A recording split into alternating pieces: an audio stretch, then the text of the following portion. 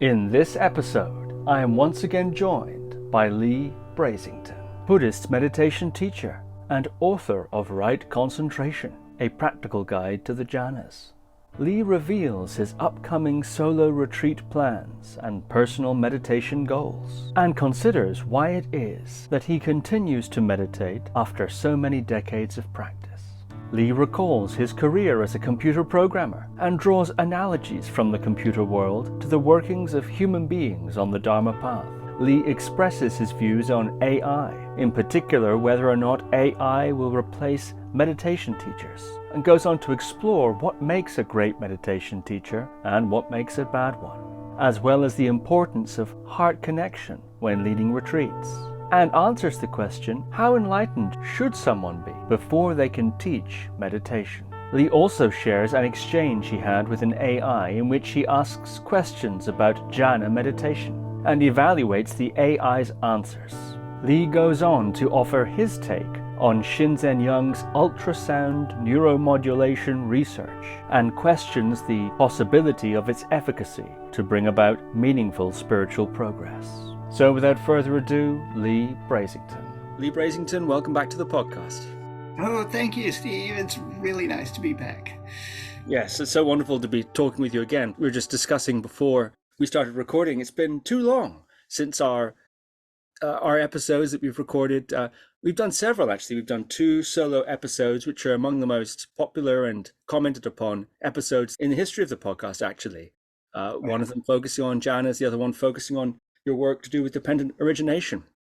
And you've also been a guest twice in the panel group with Shinzen, Jay Sanguinetti, Chelsea Fasano, discussing neuroscience and Buddhism, etc. Those were also extremely fascinating episodes. So I'm so pleased to be talking with you again. Yeah, it's great to be back. I totally enjoy your podcast. And, if somebody wants to know about a podcast, oh yeah, go to Guru Viking. There's really good stuff there. And I enjoy doing them, and then I enjoy watching others that you've done over the year. Or you've been doing this for what, a couple of years now, right? A few years, yeah. Yeah, nice. There's a lot of really good stuff here. Thank you. It's very kind of you. So today we're going to focus on, I suppose we could say, the cutting edge of the intersection between Dharma, Buddhism, and emerging technologies such as AI and computers in general. You might even get to ultrasound and the neuromodulation work that Shinzen and Jay are doing at their Semilab in Arizona. And I know you have lots to say on those topics. And in fact, you have yourself a rich background in computer programming. But first of all, there's something that you mentioned in our when we were talking before that I must ask you about. You said you're going on several retreats this year, including some self-retreats. So I'm wondering, You've been meditating for many decades. What inspires you to keep, what are you going to be doing on these retreats? What are your plans? What is left for you to investigate that would see you go off on solo retreats and retreats, indeed, sometimes with other teachers? So the Buddha said he taught only dukkha and the end of dukkha, right? And I haven't reached the end of dukkha, so that's what's left. But also, I find that exploration of Buddhism in particular and spiritual traditions in general, Taoism in particular, but also Christianity, the Sufis. There's a lot that can be learned about how human beings function, not so much physically, but mentally. When I was in the 10th grade, I knew I wanted to be a biologist because I wanted to study the brain and find out how the brain worked. And so I took biology, and it was a lot of memorization. That was kind of boring. Okay, I'll be a chemist. And so I took chemistry in the 11th grade, and yeah, it was okay, but I didn't really, it was okay. And, well, I'll take physics because that's what came next. And that was really interesting. Sort of gotten away from the whole brain thing. But then when I got into higher mathematics, that was much more interesting. And my most interesting things that I worked on were in the foundations of mathematics, which is actually exploring how the mind works. And so I was back where I started. But, you know, I was raised as a Presbyterian preacher's kid, and my father was a literalist. And eventually it was like, wait a second, Noah the Ark, Daniel and the Lion's Den, what's the difference between that and Santa Claus and the Easter Bunny? So I rejected all of that stuff and became an ethical hedonist for, like 18 years.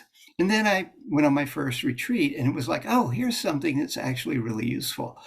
A way to explore, a systematic way to explore the mind. Because really what I was interested in 10th grade about biology, I want to know about how the mind works. And I still want to know more about how the mind works, what's going on. And Buddhism has been a very rich source of understanding of that. So, yeah, I want to keep exploring until I'm dead. I don't think it's possible to understand everything, but I want to understand as much as I can. Some of it just for the sake of understanding, but also it tends to make my life go a lot better. People ask me, so with all your practice, what's been the biggest change? And the biggest change has been when things go wrong, I don't freak out as badly as I used to. And so, yeah, things continue to go wrong. That's the nature of reality. That's the first noble truth. So, yeah, I want to gain more skills for dealing with that, but I also want to understand. So that's why I go on retreat. As for my goal when I go on retreat, there was a time when I would go on retreat over New Year's with a group of very advanced practitioners at the Barry Center for Buddhist Studies. And there was no teacher. I mean, we were all doing our thing. It was essentially a self-retreat, except in the evenings we'd get together and go around the room and people would talk about their practice and what they'd done. And then somebody might say, well, would you like some feedback on that? And so it was like a group interview. Only the group was interviewing the individuals. And it was really rich. And about the third time I showed up, somebody said, well, we should go around the group and say what our goals are for this practice. And when it came to me, I said, my goal is to show up and see what happens. I mean, I didn't plan that out. That's just what came out of my mouth. But it was like, yeah, that's the whole idea. Show up and see what happens. So I'm going on these retreats to fully show up and see what happens. I have enough background in technique that I think I know what to do. And I'm just going to go do the techniques that I know. Plus, I'll be on retreat with Gil Fronsdal, who's a really great teacher, and I'm sure he'll have some interesting things to say and work with whatever he's teaching as well. So it's still about exploring. The end of all your exploring will be that you return to the starting point and know it for the first time. I mean, I'm misquoting it, but that's the thing. And so, yeah, I just keep exploring. That's Eliot, of course. Yeah, right. You've said a few things there in terms of why you keep coming back to retreats. Exploration seems to be the primary one. You've also mentioned it helps life go better and that there's still dukkha to eliminate. I wonder if your motivation profile has changed over the course of your practice. In particular, I'm wondering, are there times when this elimination of dukkha has been a greater or lesser motivation? Is it possible to eliminate enough dukkha that it's good enough? For example, I mean, do people stop practicing when they eliminate enough dukkha?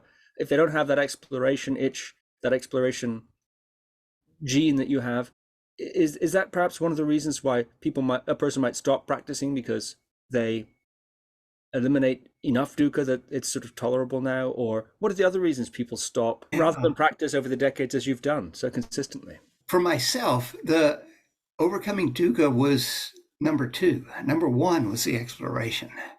That was what was keeping me going. And the fact that it eliminated some of my dukkha, that was a really nice bonus, but it wasn't what was motivating me. Okay, so I'm a greed type. The Buddha obviously was an aversive type. I mean, somebody who explores dukkha is probably going to be aversive. Get rid of this stuff. But for me, it was more about, what can I learn? So that was what was going on. As for why people stop, maybe they do eliminate enough dukkha, or maybe they hit a plateau and things aren't really progressing, and it's like, why am I doing this? Nothing's changing. And so they move on.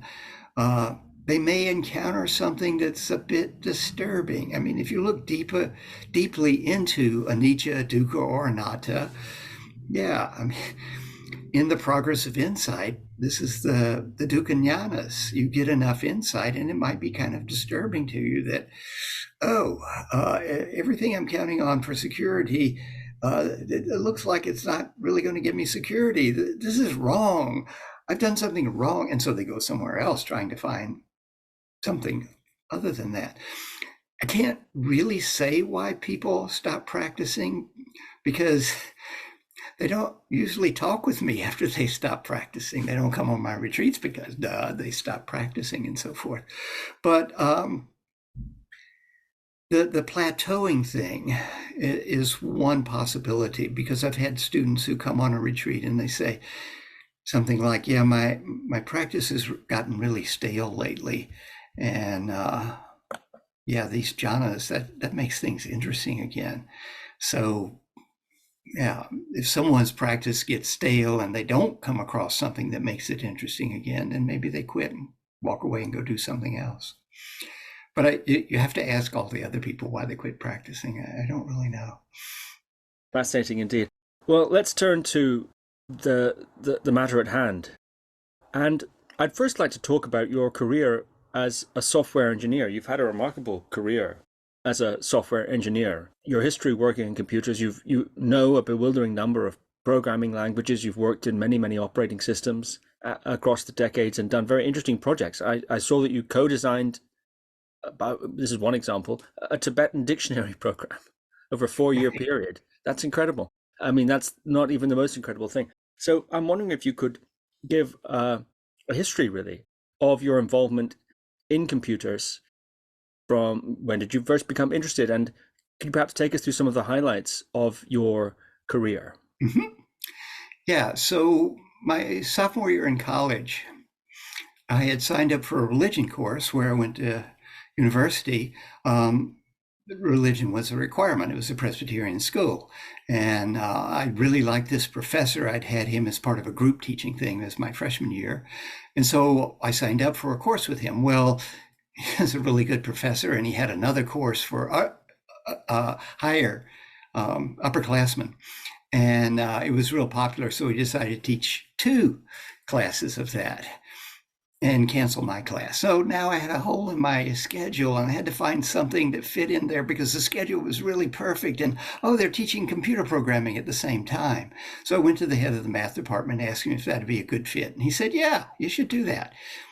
I mean, they canceled my religion. And so I signed up for computers. And when I first started, the first 6 weeks, it was kind of a struggle, and then it clicked. And so the first big program, my project for the semester, was a tic-tac-toe program. Now, this is on a IBM 1620. Your watch is smarter than that computer. It had a card reader, a card punch, and a console typewriter. That was it. But you took your output and took it into the other room and ran it through another machine that printed out what was punched into the cards. And so I wrote this tic-tac-toe program. It was a pretty nice project, and it got me an A in the course. And the computer was in a room that was locked at night. I could almost pick the lock on the door without breaking stride. It was very easy to pick with the pocket knife. And a lot of us geeks knew how to do that. And so sometimes I'd go in there at 10 o'clock at night, and there's already somebody playing with the computer. This is the only computer on campus. There's nothing else. And those of us that knew how would go in and write programs and whatnot and had fun. Then when I got out of college, I was going to go to grad school in mathematics, but I had just gotten married and didn't really have enough money, but I had worked a couple of summers as a computer operator. First, where I went to summer school, where my parents had moved to Missouri. And the next year, they wanted me back because I was good. And so I had an IBM Model 40, 360 Model 40 to play with. And that was great. I was the night operator, and I would do whatever was left over. And then I had this huge machine, and so I wrote programs for myself and things like that. I did a matrix manipulation program that would add, subtract, multiply, and divide matrices, just for fun. I wrote a computer dating app. My girlfriend was supposed to come up with all the questions. I had it set up so, it could match people up, but we never did anything with it. So I'm not going to go to graduate school. I better get a job. So I got a job operating a computer for a year. And then I quit that job and got a better one that should lead into programming shortly. Well, I was so good as an operator, they kept me on as an operator for about 6 months before I got into programming. And this was for a company that computerized television stations schedules in terms of what programs and what commercials will be shown at what point in the program.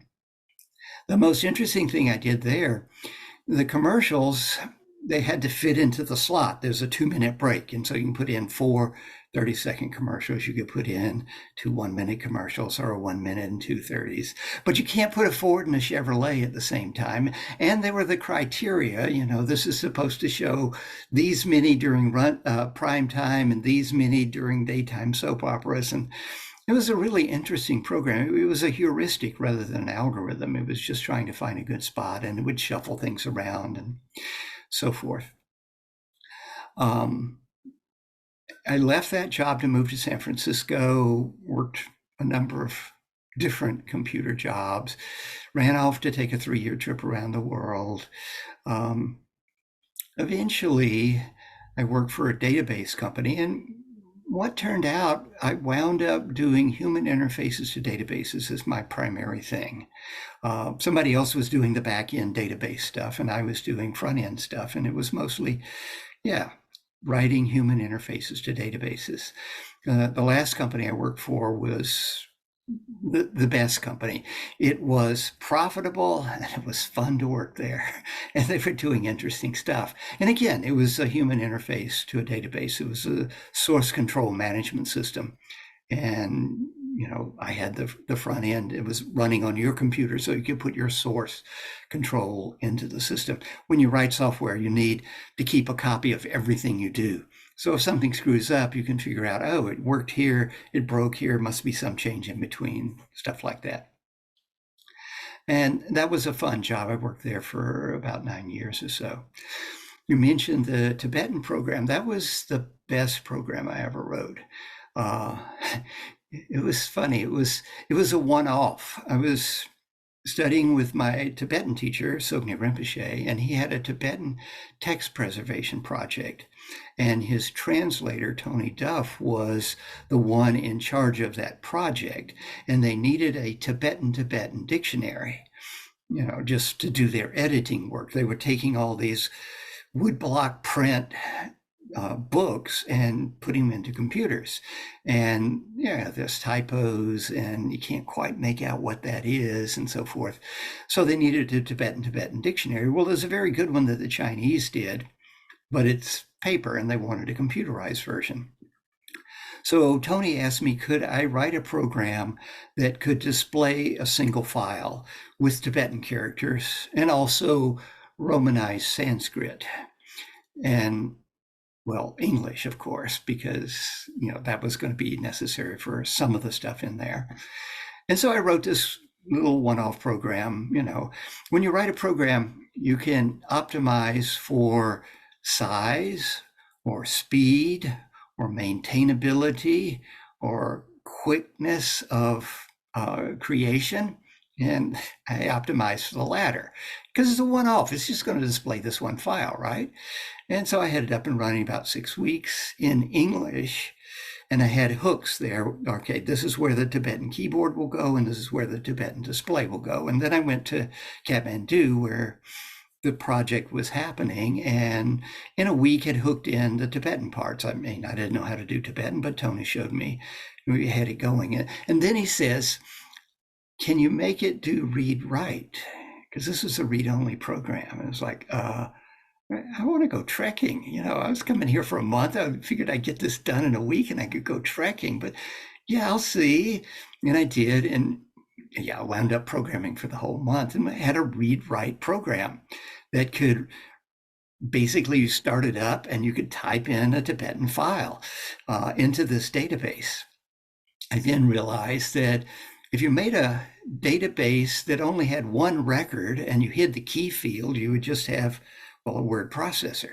So suddenly I had a Tibetan word processor and database program. And I just kept working on it, and it kept getting better and better and more sophisticated.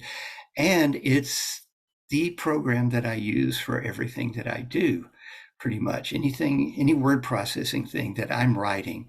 The books I've written were written in that program because it handles English and German and French and Russian and Greek and Tibetan and Japanese. And I made it a Unicode compliant program that'll handle pretty much all the languages of the world. The one that I never got around to doing was Sinhalese, the Sri Lankan language. Another Buddhist country, but it's even more difficult, somewhat more difficult than Tibetan even. But it's a cool program, and yeah, I use it all the time. The other cool program that I wrote, so I'm an old school guy, you know, I worked on a command line. I was there with CPM, I was there with DOS, I wrote thousands of lines of DOS. And so when Windows came along, it was rather unstable and not that great to use. And eventually, with Windows 95, it became usable. And it had a DOS box, and I continued to use the DOS box. But the DOS box was stupid. You couldn't use Control-C and Control-V to cut and paste. So I decided to write my own. Some of the work I had been doing for the Perforce, the source control management system, we had hooked the standard in, standard out, standard error for a DOS box to display in the program I was working on. It was like, yeah, I could do that. I could write my own front end for a DOS box. And so I did. And I don't use Windows Explorer or the the Max Finder. I don't use that unless I have to. And I'm doing everything in a DOS box because it's just so much more efficient. But it's my DOS box and it does anything I want it to do. And just like with the word processor, if it doesn't do something I want, I just put the code in and it does it. So yeah, the computers do what I want them to do because I tell them to do what I want them to do. And I write little things. I wrote a thing that makes the clipboard really a clip book. It remembers things, and you can take something and it'll, convert it into text only. I mean, just little utilities like that. I probably have around 20 of them I use fairly frequently, just little utilities I wrote. So yeah, I've been playing with computers and making computers do what I wanted to do basically since the fall of 1968. That's incredible and so fascinating. I wonder if you see any interaction between your life as a meditation practitioner and a meditation teacher and the way you've approached both of those roles, activities, and your life as a computer programmer. Yeah, there's a lot of overlap. Concentration's a kind of important thing in meditation. Okay, if you're going to be a computer programmer, you got to concentrate. So they've been paying me big bucks to concentrate since, well, kindergarten, basically. They didn't pay the big bucks back then. But yeah, so I've had a lot of practice with concentration. I had years of programming experience before I ever took up meditation. So there was that overlap. My way of thinking can be very linear, like you would do for a computer program. And so the parts of Buddhism where linear thinking is going to be very helpful, I'm really good at that sort of thing. Luckily, I've had enough other types of thinking, more peripheral thinking, that give me other things. But one of the things that's really important for computer programming is to be clear. If you're not clear when you tell a computer what to do, it's going to do something weird. This is guaranteed. Murphy's Law, and Murphy was an optimist. Whatever can go wrong will go wrong. And with computers, it's going to go wrong in the weirdest way possible. So yeah, you've got to be really clear. And so that translated into my teaching. I try and be really precise and clear with my instructions.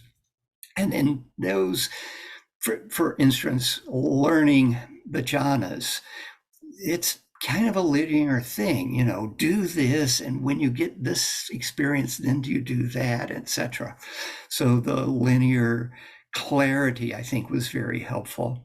And then there's some ideas in computers that translate really important into Buddha's Dharma in important ways. One of the early things in the Progress of Insight, one of the early insights, is that mind and body are two, and mind is in charge. And when I heard that, it was like, oh yeah, software and hardware. And yeah, how the hardware operates is dependent on what the software does. And so that was just obvious to me from my experience working with hardware and software. So yeah, there's been a lot of crossover there. Particularly, I think the best thing was the clarity and the necessity of good concentration for both those. You're mentioning hardware and software, and in the industrial age, a metaphor for a human being, mechanistic. In the computer age, many computer metaphors have been used. And that idea has been, it seems quite natural, in fact. Hardware, software, etc., input, output, and so on, signal noise, that sort of thing. And sometimes those metaphors are criticized as there's something not so good about treating the human being like a machine or treating the human being like a computer. There are limits to that. I wonder what you think of that. And also, the path of Dharma, the Buddhist path, to what degree is that algorithmic? To what degree do these metaphors apply? Is it a perfect fit? Are there limits? Yeah. So when I first started going outdoors, I moved to California and finally discovered an outdoors outfit that I really could relate to. One of my friends discovered it, actually. And one of the first trips, they said, don't confuse the map for the territory. And that has stuck. Don't confuse the metaphor for whatever it's a metaphor for. All metaphors are going to be incomplete. They're not going to really cover everything, but they can be helpful. They can, the map cannot possibly show you everything that's there, but it can be really useful for navigating. And it's the same thing for thinking of, the human being has the hardware, the physical body, and it has the mind. And I noticed that my hardware is beginning to wear out, but the software keeps getting improved. That's why I'm going on these retreats. So another attempt to upgrade the software. There are useful things here, but you don't want to make the mistake of thinking that any simplification is fully accurate. And as long as I think you keep in mind that whatever metaphor you're using has its limitations, then it can be useful. What other metaphors can we draw from computer programming in particular, or computers in general, that apply to human beings, and particularly human beings who are meditating for example, the Buddhist path? Oh, interesting. I hadn't thought about that. One of the most important things if you're a programmer is KISS. Keep it simple, stupid. It's the same thing with the spiritual path. Don't try and complicate things too much. you look at something like the 12 links of dependent origination and you start studying it, and it doesn't make sense and it's really complicated and everything. But when you finally can simplify it down, oh, this is a mnemonic device for remembering a bunch of necessary conditions, then it starts to make sense. And then you can start exploring it. So rather than trying to bite off everything at once, take things in smaller chunks and see if you can understand them. For example, on the night of his awakening, the Buddha remembered past lives and saw beings passing away and re-arising according to their karma. Well, there's a whole bunch of ways you could run with that. But what if we took that as a metaphor? That the Buddha is actually seeing that who he is a result of a lot that happened in the past. And actions that people do today is going to determine how the future unfolds. That's a lot simpler than trying to figure out, well, if there's not a self, how do I get reborn?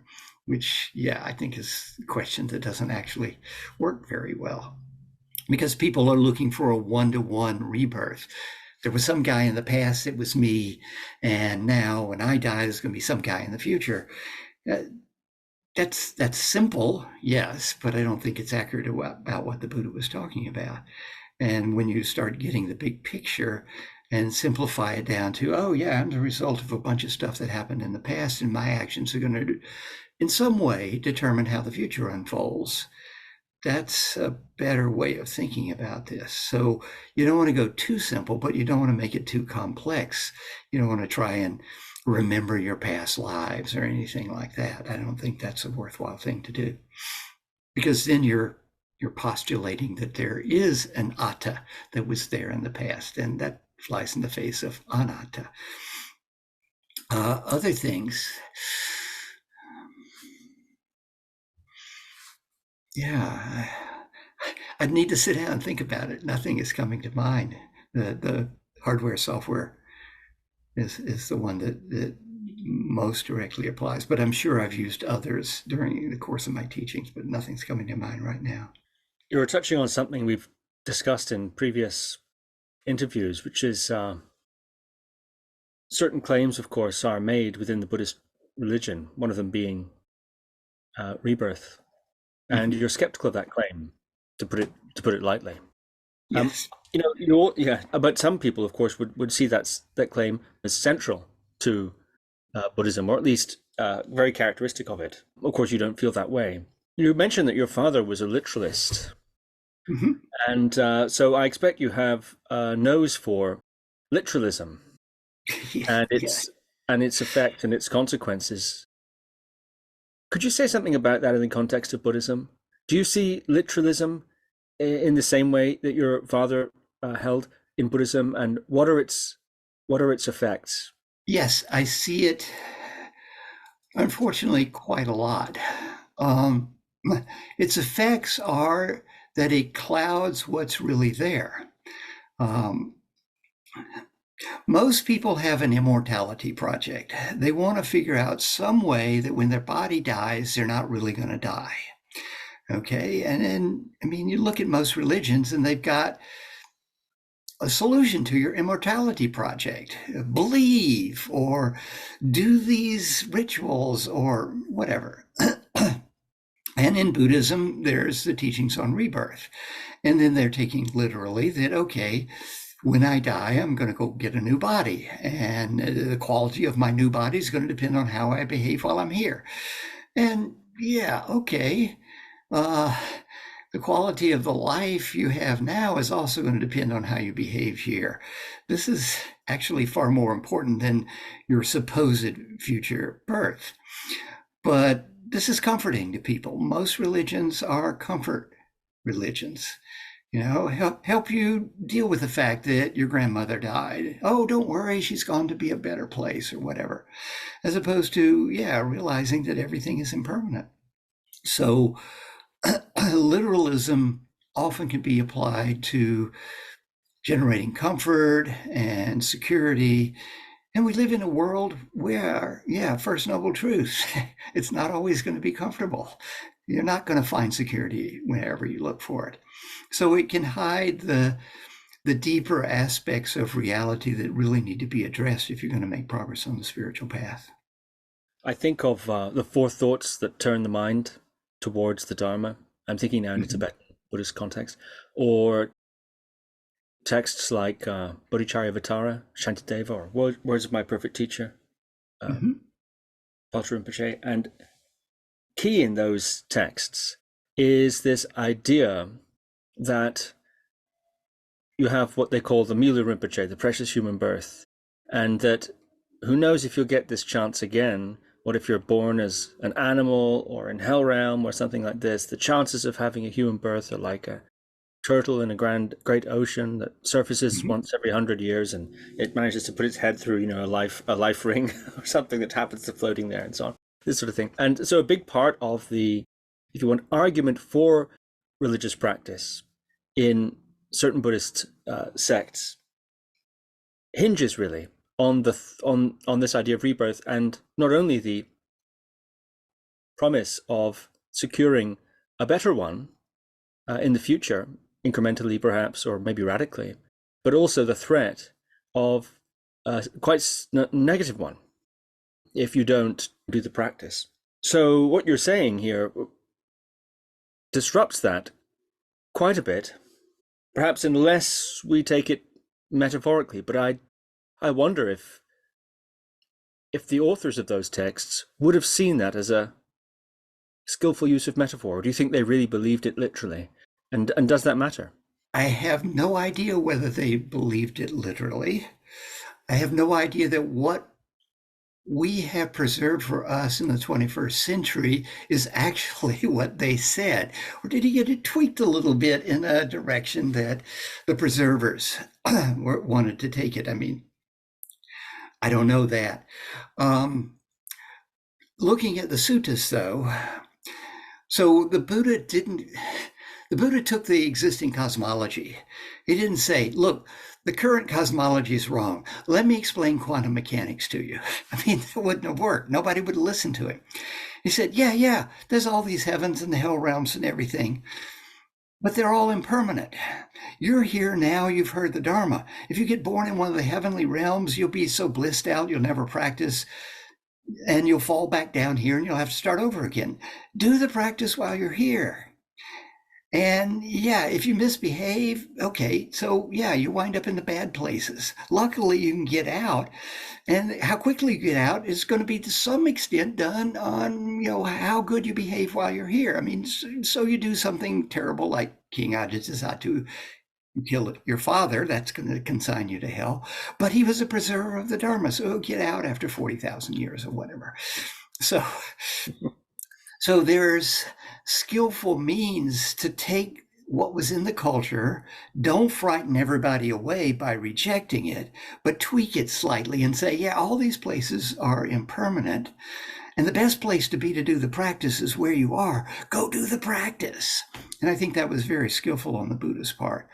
Did he believe all of this and so forth? Well, I can't really say, but I certainly doubt it, just because of reading what's there and seeing what was being taught. I think he was just like doing skillful means along the way. Often people want the Buddha to always have told the truth, never shaded it a little bit.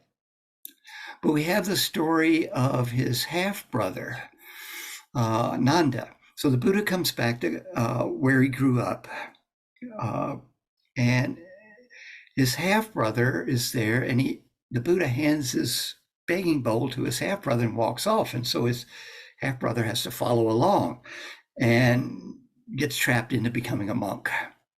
But he's not happy. He's thinking of his fiancée, and he wants to go back to her. And the Buddha says, the sutta says, the Buddha takes his half-brother to one of the heavenly realms and shows him the pink-footed nymphs who live there. And says to his half-brother, well, you want your fiancée, or would you like 100 of these, 500 of these? And the brother wants the 500. So he goes back, and he's practicing for the sake of nymphs, but other people find out that's why he's practicing, and he's embarrassed, and he goes off in the forest on his own. He practices and becomes fully awakened. So he comes back and he tells the Buddha, oh, forget about the nymphs. So did the Buddha lie to his brother? Did the Buddha take his brother up to heaven, or did he put his arm around his brother and say, bro, you've heard I visit this heavenly realm with these nymphs. Let me tell you about these nymphs. Two guys, two brothers talking about women, you can imagine, right? And he describes them and he says, well, you want your fiance or 500 of these nymphs? Oh, I'll take the 500 nymphs, right? He doesn't even have to take him to heaven, really. But however it was, the Buddha was lying, because practice was never going to get you 500 nymphs, but it was skillful means. And if you want to look it up, I believe that's Udana 2.1. I think that's where it is. It's in the Udana. It's in the first couple chapters in the Udana, but it's a story there. And so I don't think we should take everything that is recorded that the Buddha said literally. Some of it is probably skillful means. And it depends on to whom he's speaking. If someone doesn't have the background to understand that the teachings on rebirth are skillful means, he's not going to try and give that to them. He was very cognizant of his hearers' backgrounds when he was giving a discourse. And he would teach to the level the person was at to take them up a little to another level. Basically, he was just trying to get people to practice. So, and it's interesting, in the gradual trainings, say like in Digha Nikaya number 2, the Samanyapala Sutta, when it talks about telling the truth, it talks about if someone is asking you in a court of law about the truth. It doesn't say anything about always tell the truth. In fact, the Buddha said, if you know something is not true, not useful, don't say it. If you know something is true but not useful, don't say it. If you know something is useful but not true, don't say it. If you know something is both true and useful, find the right time to say it, and say it with a loving heart. So, yeah. Were there times when he initiated the truth for skillful means? Yeah. To me, it seems like there were. And it could be that some of these other people like Shantideva or some Patrul Rinpoche were shading the truth, but it could be that they fully believed it. It doesn't matter. The Guide to the Bodhisattva's Way of Life is one of the most brilliant works ever, and everything I've read by Patrul Rinpoche has been very helpful on the path. So whether these people believed in it or not doesn't matter to me. I'm not looking for that. I'm looking for what they can teach me.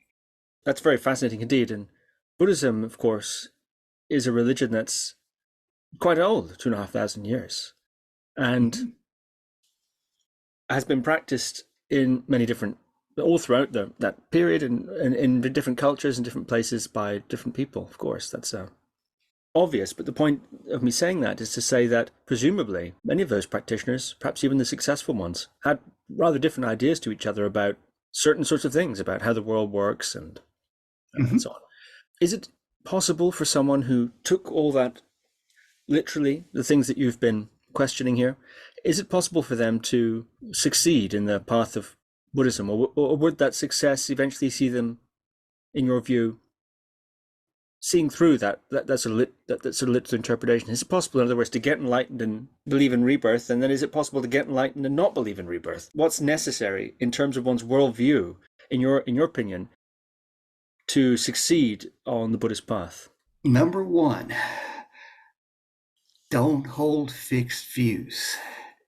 In other words, every view is provisional. That's probably the number one thing. You got to do the practice. Maybe that's number one first. You got to do the practice. And everything that you know to be true is provisional. Okay, so be willing to let go of any view if you find something better. So if you're believing in rebirth and that you're going to get a new body after you die, and you cling to that, it may be that your clinging to that stops you from going deeper. Okay? Any view that you cling to the view that there is no body that is not a body I'm going to get in the future, is it could also stop me. Because to tell you the truth, I have no idea what happens after we die. I have no memory of ever having died. I hear lots of contradictory things. I just leave that in the I don't know bucket. I'll either find out or not when I die. But it doesn't matter. I got to do the practice now, and I try as best I can to keep an open mind. An open mind is probably the most important thing to bring on any spiritual path. And so if you're clinging tightly to rebirth, that's going to get in the way because you're clinging tightly to something, and any tight clinging is going to get in the way. I'm scheduled to do something last week in June of next year for Barry Center for Buddhist Studies on right view and wrong view. And that's what we'll see as we spend this weekend, taking a look at views that basically, number one, don't cling to any view. Keep everything as provisional. And that's going to be really important. So whether you're taking things literally or you've come up with a very sophisticated interpretation, either of those, if you cling to it, it's going to cause problems. And what if you don't cling to it, but you still believe it? Is the view of rebirth in itself, even if you don't cling to it necessarily, it's sort of just, I suppose, laying around? Is that, I don't even know if that's possible for it to sort of lay around in your belief structure. Is that going to inhibit progress on the path, do you think? Hard to say.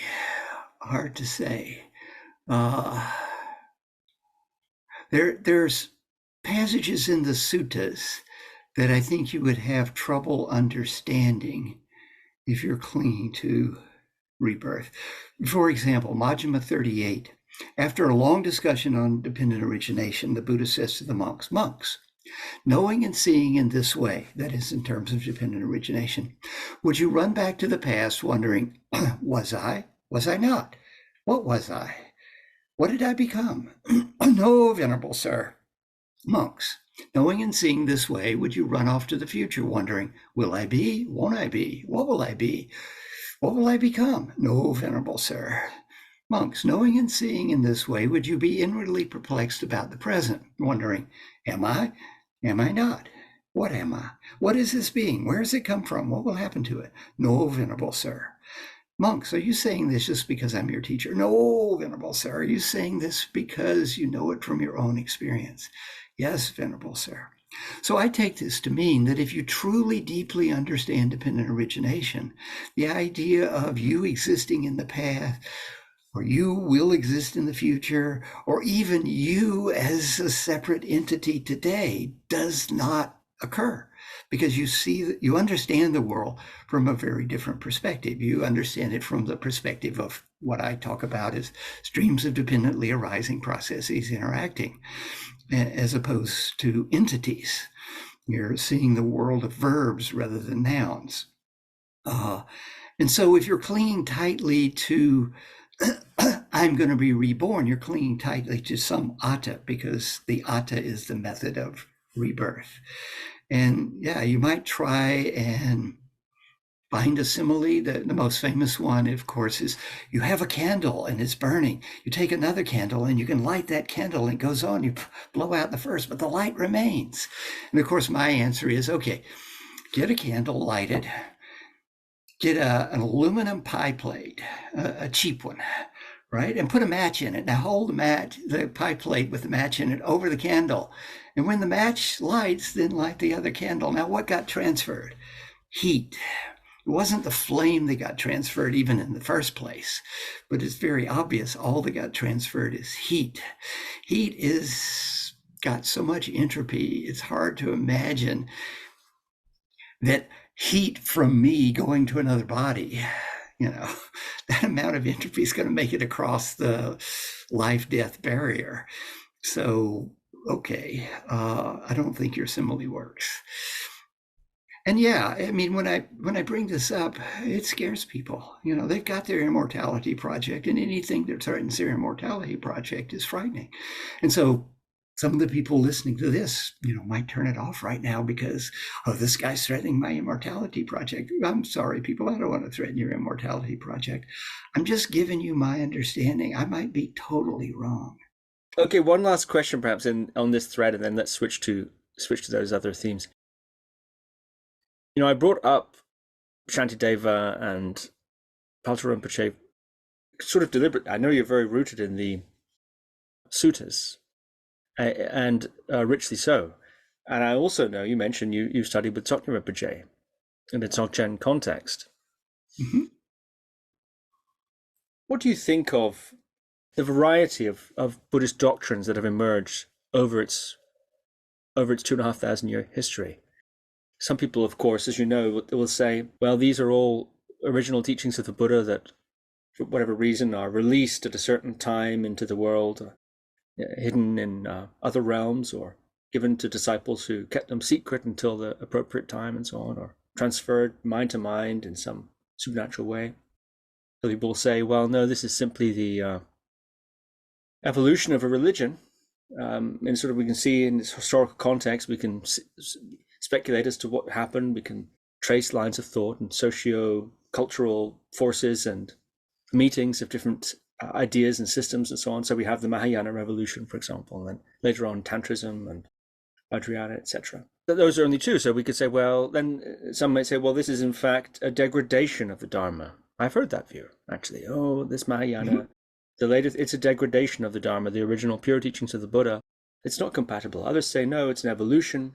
It's actually an improvement. It's called Mahayana for a reason, the great vehicle. Great compared to what? Well, the previous one, the Hinayana.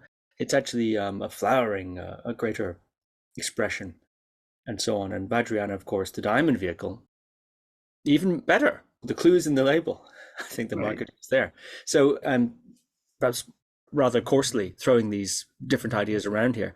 But what do you think about that? Given that you've practiced Dzogchen with Tsoknyi Rinpoche, and you're so rooted so richly in the suttas, as it's clear already. How do you approach that question? So there's wisdom to be found in all of this, and there's confusion to be found in all of this. Okay, the proportion of signal to noise, of wisdom to confusion, it varies from place to place. And the ability to glean the wisdom is also going to vary from practitioner to practitioner, depending on what they've come in with, what their background is. Some people are going to need the very elaborate Tibetan setup with, all the bodhisattvas and everything else in order to be able to really get to the deep wisdom part. Other people are going to be turned off by that. I'm looking for, well, the one person I'm sure knew what the Buddha was talking about was the Buddha. Okay, so I'm just curious, how close can we get back to the original teachings of the Buddha? And so that's what interests me the most.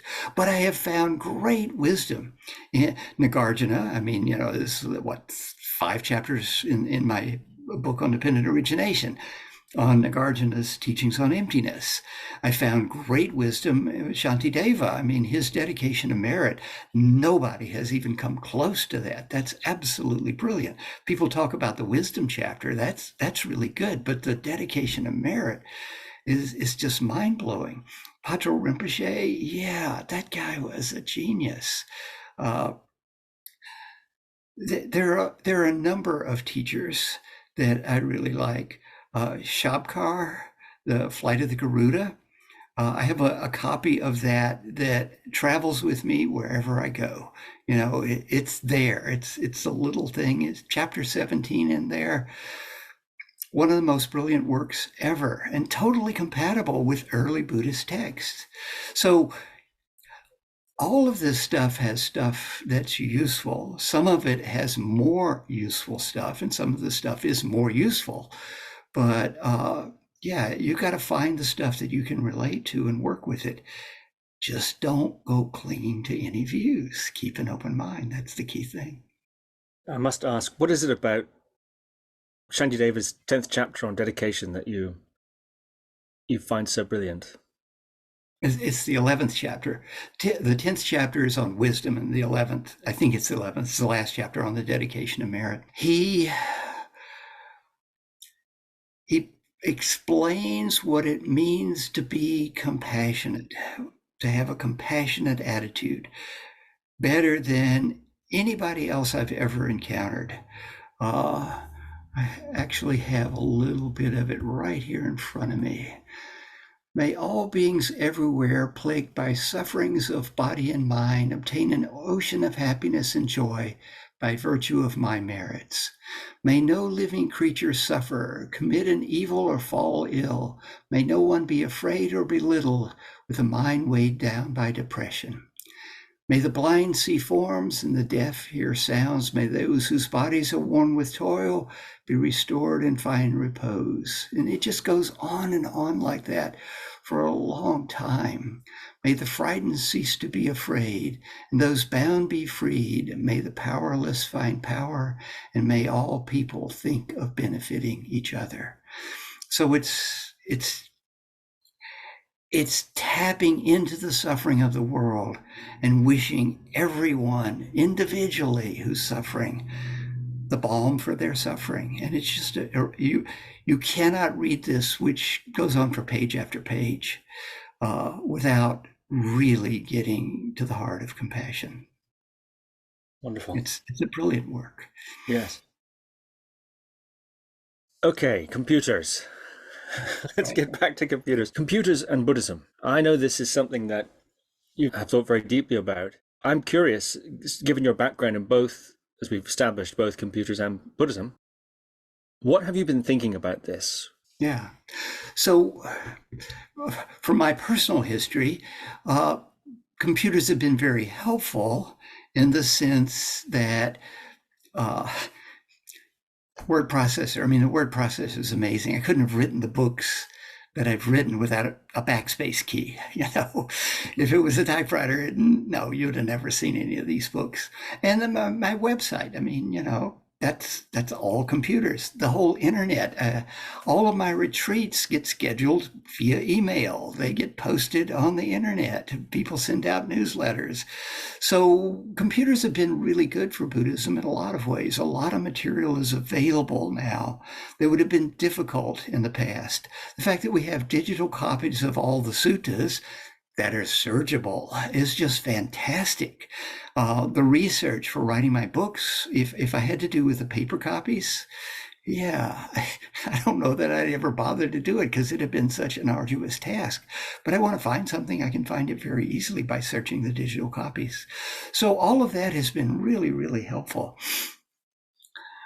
The directions in which it's going, some of this is going to be helpful, and some of it maybe not so much. Once the COVID hit, the fact that we could continue to do retreats via Zoom, the fact that we're doing this podcast via Zoom, this has been really good for Buddhism. If all of the teachings of Buddhism had stopped, except, you go out and buy a book during COVID, that would not have been great. But in fact, I've been surprised at how well people can do with a Zoom retreat if they can get enough space to where they can, really do the practice. So computers and Buddhism have been quite compatible as time has gone on. Where it's going to go, there are lots of interesting things that you mentioned, AI and so forth. Not too sure about the AI thing. Maybe we should discuss that next. AI has been touted, of course, as the great savior of all things. It's going to usher in sort of techno-utopia, or it's going to Terminator 2 style destroy us all, or at least make us very unemployed. What do you think about programming, actually, is, first of all, AI? I've heard a lot of people concerned that the emergence of AI will threaten the work of computer programmers in particular. Do you think that's likely?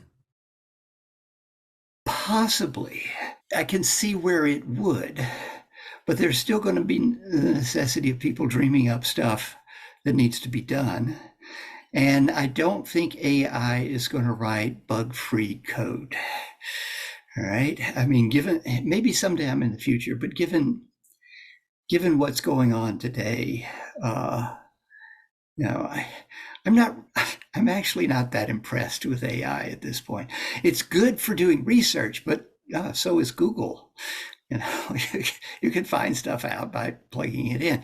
It's good at gathering things together, but I don't see it having creativity there. It can automate some of the rote tasks, but I don't see it doing the creativity yet. Now, whether it will in the future or not, I don't know. But the whole thing that we have now is these large language models, meaning they just took a whole bunch of stuff and they stuffed it into the AI, and it's regurgitating what it was stuffed with. And the quality of what it's stuffed with varies enormously. There's some very accurate stuff in there, and there's some very highly questionable stuff in there. So I don't think the AI is very smart about figuring out what is of value and what is, it occurs a bunch of times, must be good, although it happens to be inaccurate. So I don't know if AI will be able to take over from all programmers, or whether programmers will be taking bits and pieces that are generated by AI and then stringing them together in ways that AI will not be up to. In other words, object-oriented programming became a thing back in, the 70s or 80s? I don't remember exactly. So AI may be good at generating objects, but then stringing the objects together may still require human programmers to get a really good quality thing. And there are always going to be bugs. If you're good at finding bugs, you're always going to have a job, because I don't think anybody's going to get an AI that writes bug-free code. The object itself, the code in that object may be bug-free, but when it interacts with this other object, they didn't really take care of that. So I think there's still going to be room for programmers, both in terms of high-level integration and low-level bug fixing, at the worst that it does for programming. But I'm still going to write my programs in C to get all my utilities. I'm not going to attempt to get AI to do anything for me. Why not? I like programming. It's a fun thing to do. And I can make it do exactly what I want it to do. You have a high level of programming skill, and to troubleshoot or to deal with, as you put it, high-level integration between code that an AI writes and then it interacts with other things, requires presumably quite a high level of skill. And that skill is developed by doing what? Well, writing basic code and learning how to do that. So in other words, the pipeline to skill might be undermined by the ease and convenience of AI. Something goes wrong and no one knows how to fix it, because the last guy that had to write some basic code died 150 years ago or something like this. This is sci-fi now, of course, I'm imagining. Yeah, so when they first made computers, you only had machine language, right? And then they figured out, we can simplify machine language by making an assembler, and we'll have symbols in there, and then that can be assembled into machine language. Right?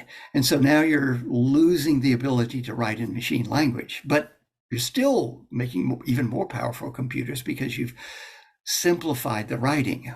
And then, instead of just being tied into the hardware with assembler, let's make a more general language. And they invented Fortran and COBOL. Right? Now, you're getting far away from the actual underlying machine. You're doing something. There's a lot of stuff happening under the covers, things happening under the covers, right? That's going on with your high-level language that gets translated down there, and it works really well most of the time. Occasionally there's bugs, but most of the time. Okay, and then you get to object-oriented programming, and so we're building higher and higher levels of stuff, and there's still work to be done to get all of the stuff that's there so it works well together. And so it may be that most programming is happening at a higher and higher level. But yeah, if you're going to be a programmer, it's good to at least know what goes on with machine language. If you're going to debug, sometimes you've got to read the machine language to see what instructions were generated to figure out what's going on. It's going to be definitely important to understand about assembler, because you're working with a debugger, what you're going to see when you look at it mostly is going to be assembly type code. And yeah, so you're going to need to be able to do this, even if you're working at a high level. So I think that programming itself will be around. But yeah, it'll be interesting to see. Unfortunately, I won't live long enough to see how it all plays out in 50 years, I don't think. But it'll be interesting to see how it unfolds. Maybe in your next life, Leigh. Yeah, right. In my next life, I will remember as much of this life as I remember of my previous one. I'm sorry, I couldn't resist. So, of course, this idea AI is going to threaten XY jobs, right? This is, this is one of the memes, and I think it is relevant in meditation teaching as well. Shinzen Young, your colleague, friend Shinzen Young, one of his assertions is that one of the central characteristics, we could say, of his approach to teaching meditation is, and he's explicit about this, algorithmic. It's crucial to how he presents his meditation teaching and also how his own system of meditation teaching has evolved. And in fact, he teaches his students, and I know this firsthand, to analyze their own practice in an algorithmic way. And, if you have the Shinzen algorithm, then you can answer a lot of, it's sort of a Shinzen AI that you get in your head if you're around him long enough. And you can sort of do a what would Shinzen say and put it into the algorithm. And of course, nothing replaces the genius of the man himself, but nonetheless, you can get a pretty good approximation a lot of the time, at least for simple practice questions. So if that's the case, you've also talked a little bit about an algorithmic elements, at least, of the Dharma path. If that's the case, how do you see AI interacting with meditation teaching? Is it possible that we can go on retreat with an AI? It's possible we could, but I don't think it would be a good experience. Okay, so the number one thing for a retreat teacher is to be able to fully connect with their students in the interview. Okay, to be a good retreat teacher, you need to be a good listener. You need to have the capacity to be fully present with what the student is saying and not only understand the words they're saying, but glean what's behind those words, right? Well, Ayakema, my teacher, talked about it's a heart-to-heart connection. The words often are coming head to head, but in order to really help the student, what I need to do is connect with them heart to heart. I don't think a computer monitor, no matter how beautiful the picture it has on it, is going to be able to generate that connection. And so you come in and you go, I'm having trouble getting to the first jhana. The fact that my mother loved my brother better than me keeps coming up. What do I do about that? And the AI comes back, oh, that was in the past. You're here now. You need to blah, blah, blah, blah. That's not going to be at all helpful. The teacher needs to connect with the student at that level, find out what's going on, find out, basically make a psychological connection with the student rather than just give them the instructions for the first jhana again. Sometimes, giving the student the instructions for the jhana again works, but most often you got to figure out what's going on, and the student doesn't know what's going on, so they're not going to tell you, well, when I do this, it goes wrong because no. They just know I'm following the instructions as best I can, and it doesn't work. So now you've got to figure out how they're following the instructions and what else is going on beside. Is there unresolved psychological issues coming up? And if so, how can I skillfully help that person deal with what's coming up? Am I actually going to be better off helping them deal with that rather than trying to get them into the first jhana, which is sometimes the case. In fact, I would say that probably at least half the retreats I taught, the person that had the most profound retreat never got to a jhana, but they addressed something else in their life in a really deep way. And so if you have an AI that's aimed at teaching jhanas, sure, it can lay out the algorithm. That's what's in the book that I wrote. And yet people read my book and they still have questions. So it's going to take that heart-to-heart connection for an AI to work. And I don't think AI is going to have heart. AI is going to take a bunch of data that it read in its large language model and throw it at you. And it doesn't know what it's talking about, literally. It's just that, oh, I found all this data, let me show you it. And so I don't think it's going to be possible. Furthermore, the data that it has is of questionable use. So once we started talking about this, it was like, oh, yeah.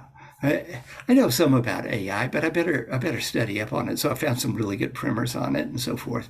And then in Edge, the Microsoft Edge browser, you can ask Bing, their search engine, AI questions. And it's really easy. You don't have to, set up anything. You just go there and ask questions. You get 5 questions a day. So I started asking it questions. And I can show you some of the stuff if you can set it up so I can share my screen. There we go. What is the cause of dukkha? Now, this is a trick question. Most people would say the cause of dukkha is craving, tanha. But the Buddha never talked about the cause of dukkha. He only talked about the origin of dukkha. It's like, what's the cause of the light shining? Oh, the light switch is turned on. Well, no, that's a necessary condition for the light to shine. The cause of the light shining is electrons getting exciting and emitting photons. Right? That's the cause.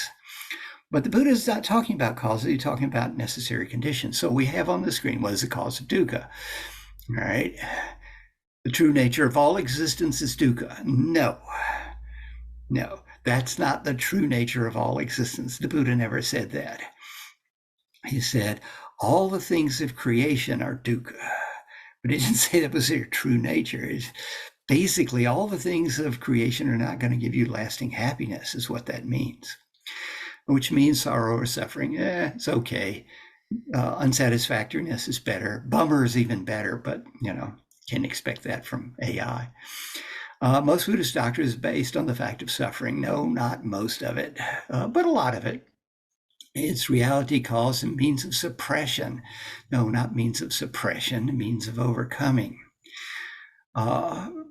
This formed the subject of the Buddha's first sermon, see the Four Noble Truths. Recognition of the fact of suffering is one of the 3 basic basic characteristics of existence. Basic characteristics of all the things of creation.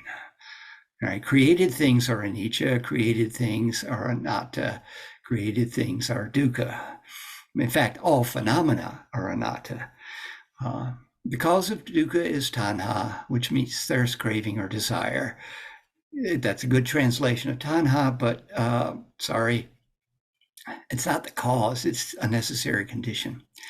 It is the craving for pleasure, material goods, and immortality that causes suffering. Well, that's a good beginning list, but there's other things you could possibly crave as well.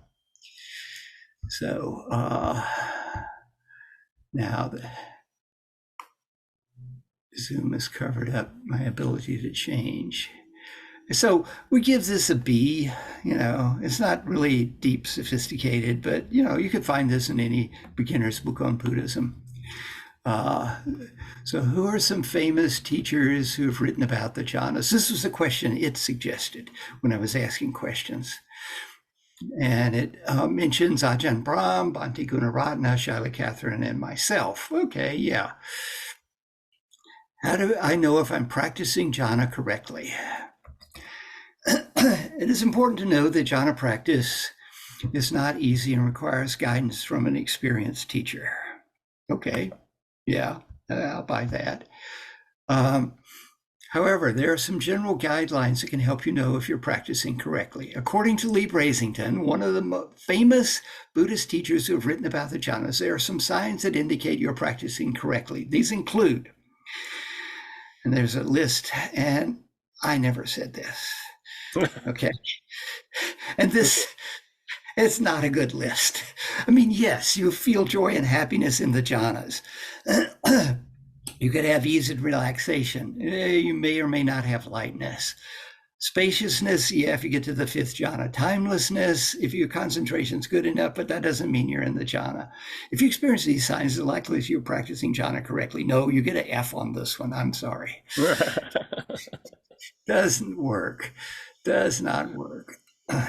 Another one. Why are the jhanas important? So it talks about what they are. The jhanas are a way for the mind to find unity and peace within itself. Okay, but that's not why they're important. When the mind can settle, a great joy and happiness can arise. Oh, like that's a start. Eventually, this will take the mind to the status known as jhanas, where the mind is unified and free from searching for other objects. This is still not why it's important. People who practice the jhanas defend it as a way of being able to go deeper into the mind peacefully and thereby get more insights because of the greater sense of peace there.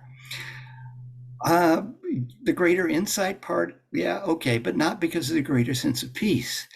The greater insights arise because of the jhanas generate a concentrated mind, an indistractable mind, and to get there, it suppresses your noble ego functioning. It's not the peace that's doing it. It's the lack of ego, the looking at the world from a less egocentric perspective when you exit the jhana. And indeed, the Dhammapada says you can't have wisdom without jhana. And it also says you can't have jhana without wisdom. What are some of the others? How can I tell whether I'm in third jhana or fourth jhana? And it just gives the characteristics. Third jhana is characterized by joy changing into a more subdued feeling of contentment, while fourth jhana is characterized by equanimity reigning with neither positive nor negative sensations, mind or body. So this all-pervasive peace with the mind singularly focused upon itself. Well, it didn't answer the question.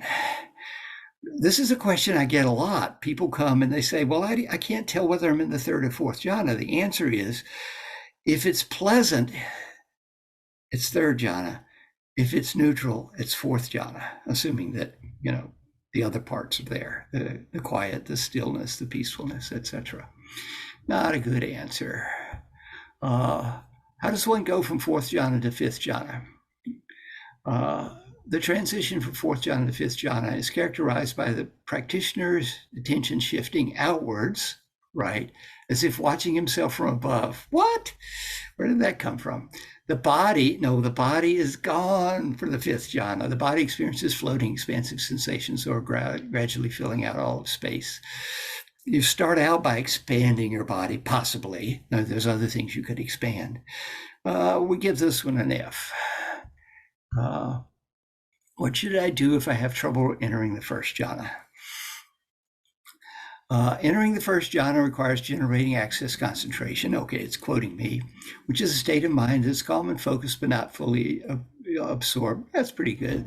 The method for entering jhana begins with generating access concentration by sitting in a comfortable upright posture. That's from Buddhist Inquiry, which is BCBS, and they're quoting me.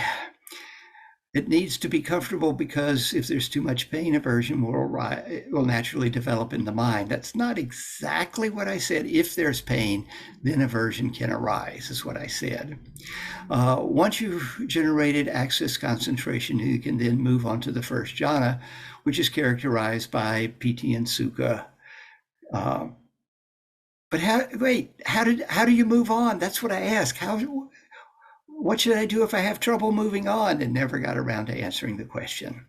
So Yeah, the state of AI is that it doesn't really know what it's talking about, and it can give some information that's pretty good, and it can give a lot of information that's just not there or even incorrect. And it's not going to have a heart, and that's going to be the number one problem. Doing interviews is very tiring for me, not because I don't have the information. I have trouble accessing the information to pass. That's the easy part. It's trying to figure out what the student is actually needing. What are they saying with these words? What's behind it? What's going on psychologically? Do they just need a connection with a human being?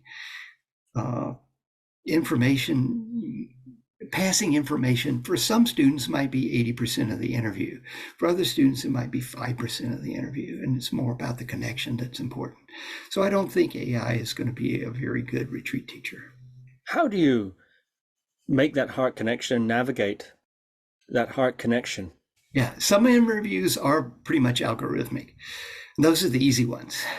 But the hard one, okay, the first thing is to be fully present, totally with the person, and to come across as, I care about you. I care about your practice. I care about you as a person. How can I help you?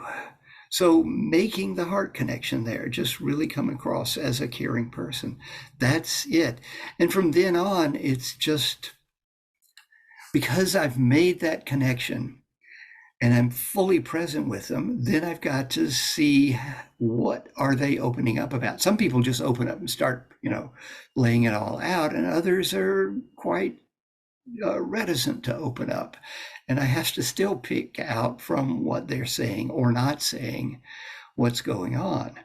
And having done this long enough, for over 25 years now, I get a sense of, oh, this person has some trauma in their background, or this person is really looking for sources of pleasure, or whatever's going on.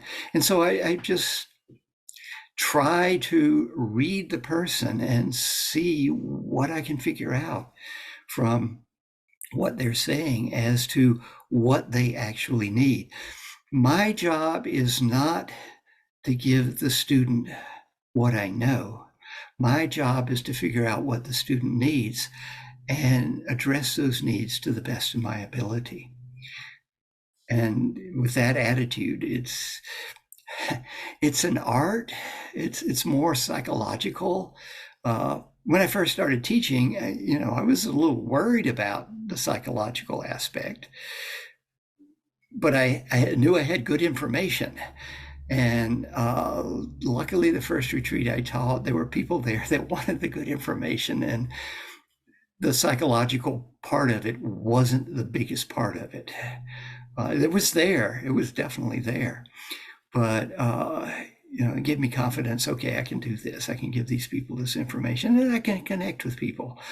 I've long had the ability to connect with people. The trick to connecting with people is ask them about themselves. You get introduced to someone, you don't start telling them who you are. You ask them who they are. And they think you're a wonderful conversationalist. So that's what I want to know. When someone comes to an interview with me, I want to know what happens when you meditate. And so they're already talking about themselves. The first question I ask is how you're doing. And that may be enough. They may be telling me immediately what's going on. But if they say fine, or yeah, it's going pretty good, or, so tell me what happens when you meditate. And then from there, just try and figure out, how can I connect with this person as deeply as possible? You're speaking, of course, from the perspective of a great deal of mastery of meditation teaching, lots of experience doing it. Not all meditation teachers are equal in their skill, either in the information they have or their ability to navigate these rather more subtle realms of the psychological and the heart, and the implied and what's not said, and so on and so forth. And not all meditation teachers are able to keep their own reactivity or agendas or hopes in the path from being imposed upon the students and so on, not to keep themselves out of it. AI here really is a proxy for us to talk about what makes good meditation teaching. it's really, I think, performing that function here. But could AI be better than most meditation teachers? If not master meditation teachers, could it be better than most meditators? Would it be better to have a flat, informational, algorithmic AI than bad meditation teacher or a mediocre meditation teacher? I think all meditation teachers, so I'm talking retreat teachers where they're interacting with students one-on-one or maybe in a small group. I think all meditation teachers that are going to make any progress being a meditation teacher are going to have that connection ability. Just flat information, you can get that from a book. The jhana book I wrote, Right Concentration, I resisted writing it for a long time. One, because I don't like to write, but two, it was like, I can put down the information, but everybody's different. If I put down everything I know, it's just going to be full of contradictory information. I have to put down the white line down the middle of the road, and then feed that to the students. Then they come to the interview, and this guy's about to run off to the ditch in the left. You've got to work harder. You can't be goofing off. And the other guy's running off into the ditch on the right. You need to relax. You're trying too hard. So work harder and relax. Okay, relax diligence is the phrase I use to try and pass that along in a general way. But I've got to figure out with each student. And so I think any decent meditation teacher has got to make the connection with their students. A good meditation teacher teaches the students as opposed to teaching a method or something like that. You can teach a method and maybe the student gets it, but if you can teach the student, it's going to be far better. And so what you want to have is a broad enough basket of techniques and methods that you can give the student something to work on. But even more important, you need a big heart to be able to connect with the student so that, one, they feel secure enough open up with you, and two, you can connect well enough to see what they actually need. Very interesting. Okay, for completeness, I will ask you, what makes a bad meditation teacher then? The number one thing I would say that make a bad meditation teacher is if the teacher has an agenda. Okay? Even if the agenda is a noble agenda, because they're trying to force their agenda out there. And no, teach the student, don't teach your agenda. So bad meditation teachers are ones that their agenda is self-aggrandizement. That's the worst, I would think. And you do get that. Bad meditation teachers are looking for something from their students for themselves. The only thing I want from my students is that they have a positive experience that improves their life. But if the meditation teacher wants something from the student, be it a donation at the end of the retreat or praise or anything else, that's not good. In the 70s, there was this thing in programming called egoless programming. And so egoless meditation teacher is what we're after, where keep your ego out of the way. The problem is, of course, if you don't put your own ego out there, your students are going to project onto you. And the projections, because you're the teacher, they're going to put you on a pedestal, and believing what your students project onto you, that makes a bad meditation teacher. Okay. I was lucky when I first started teaching. I was in a relationship and I could see somebody's projecting, and I would say, you need to talk to my girlfriend, because just try and shoot down their putting me on a pedestal, because this is going to happen all the time. Transference, countertransference. I mean, these phrases from psychology are going to apply to meditation teachers. And so don't believe what the students are telling you about you or projecting onto you. And a teacher that does that is not going to be a good teacher. Agendas and believing the projections. Another thing that is really important. So I was in Jack Kornfield's teacher training program, and we would visit other teachers in the Bay Area or fly them in and have them spend a day with us. And the best was Yvonne Rand, who was a Zen teacher at San Francisco Zen Center. We went out to her place at Muir Beach. And two things she said. Number one, don't believe your own publicity. And number two, you must have people in your life who will call you on your stuff. And that's really important. So a bad meditation teacher would be one who believes their own publicity or doesn't have people that will call them on their stuff. It's really important. The friends I have, they will say to me, that's bullshit, Leigh. They're the most important, valuable friends I've got. And luckily, I have a number of them around. And they're so valuable. So, a teacher that doesn't have that is going to be going in the direction that's not going to be helpful.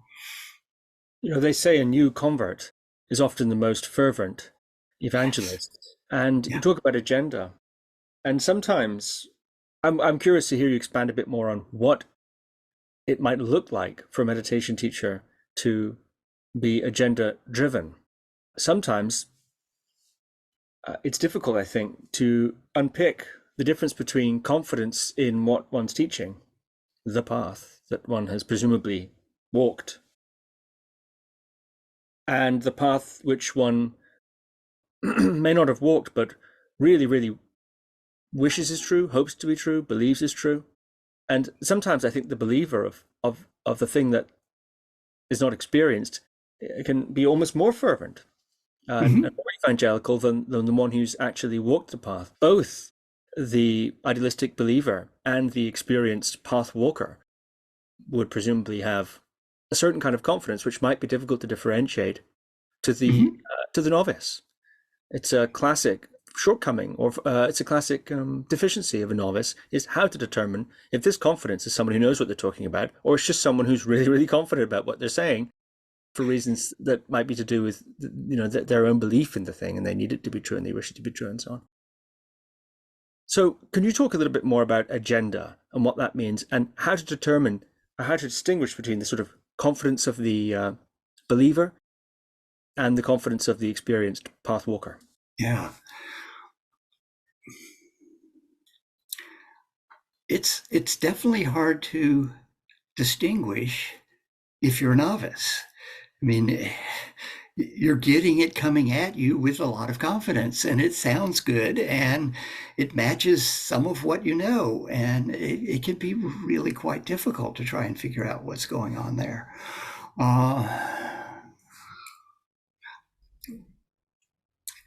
A teacher that has an agenda often is pushing that agenda, even if that's not what the student actually needs. In other words, they have the technique. They've studied and practiced the ABC technique, and it's been really powerful for them. And it really worked. I mean, it's a genuinely good technique. And their job is for all the students to do the ABC technique, whether that's a useful thing for the student or not. And so there are certain practices that just are not going to work for some people. For example, the Mahasi Sayadaw noting practice. When I was given that, it was like, this is too busy. I want to be quiet. I want some peace.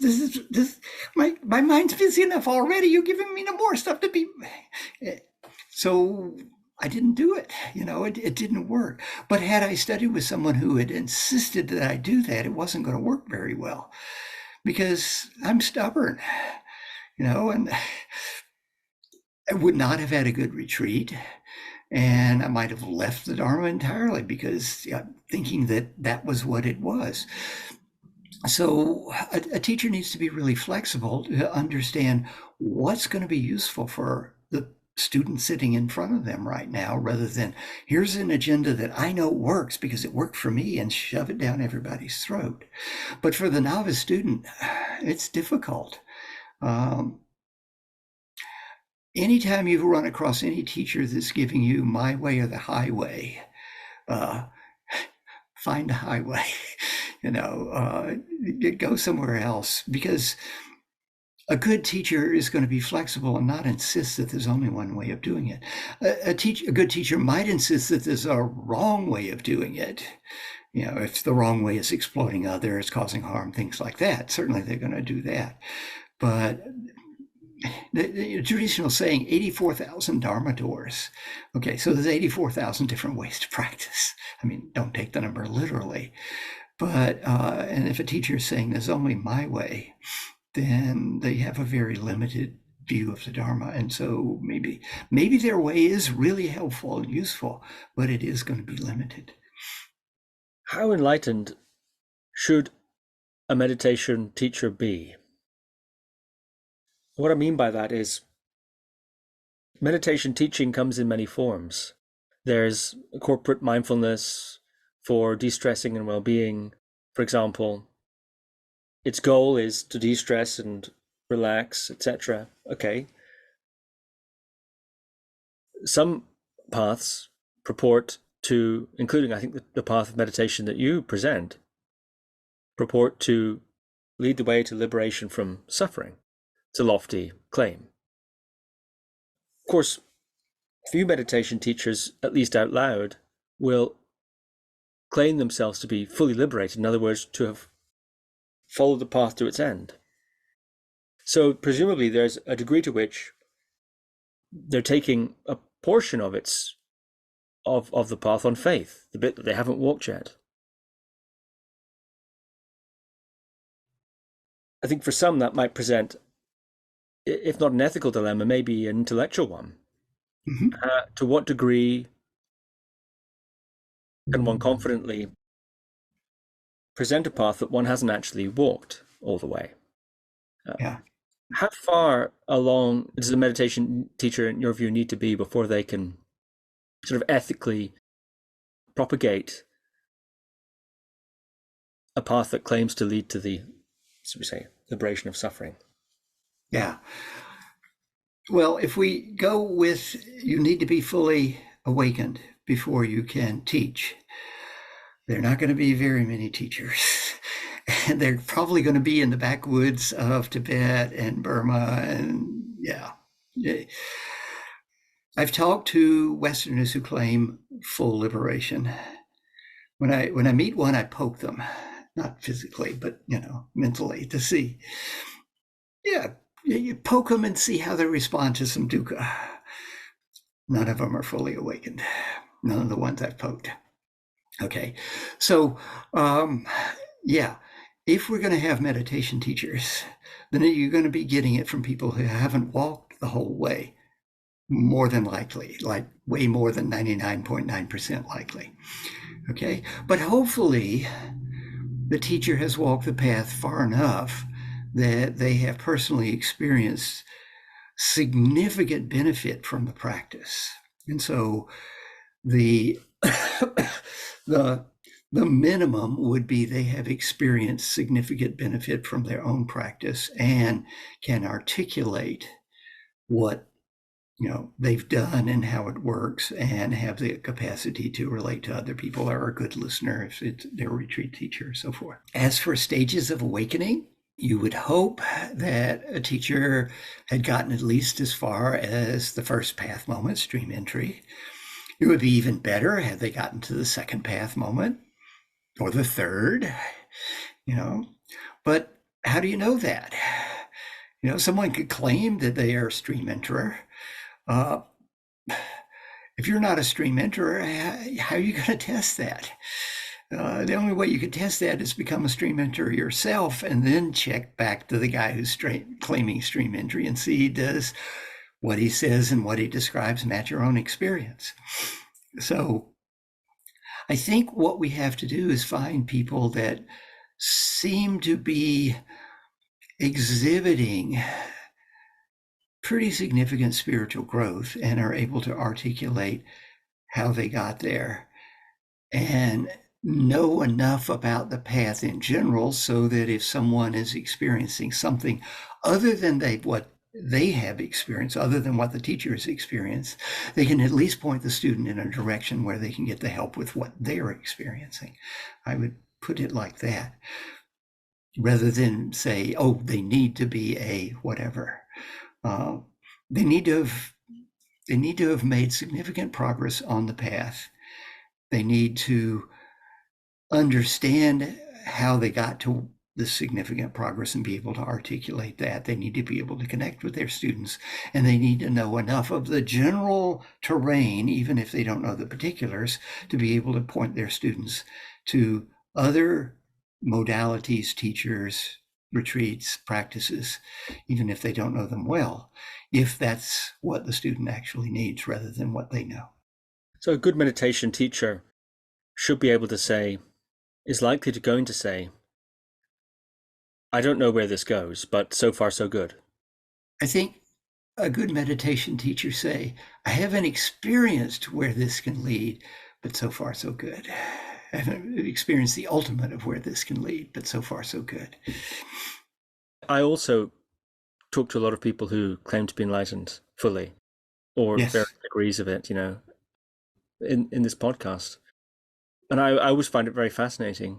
I'm less myself concerned as to whether their claim is true than I am fascinated that they're making it.